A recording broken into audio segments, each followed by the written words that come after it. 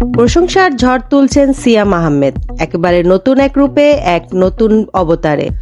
মুখ ভর্তি দাড়ি গোঁফ, চোখে মুখে হিংস্রতার ছাপ, আর জিহবা থেকে ঝরঝর করে পড়ছে রক্ত। এমন দুর্ধর্ষ লুক কখনো দেখেননি আপনি। এই যেন এক জঙ্গলি সিয়াম।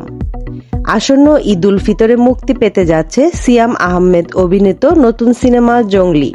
এই সিনেমার জন্য নিজেকে ভেঙে নতুনভাবে উপস্থাপন করেছেন সিয়াম। 7 মাস চুলদাড়ি না কেটে চরিত্রের গভীরে ডুব দিয়েছেন তিনি। সম্প্রতি প্রকাশিত সিনেমার পোস্টার ইতিমধ্যেই নেটিজেনদের মন জয় করেছে। এমনকি প্রথম দর্শনে অনেকেই চিনতেই পারেননি সিয়ামকে।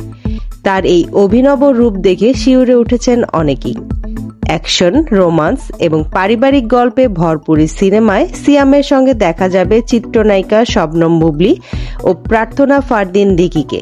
পরিচালক এম রাহিমের নতুন সৃষ্টি জঙ্গলি রোজার ঈদে দিচ্ছে এক ভিন্ন রকম সিনেমার স্বাদ।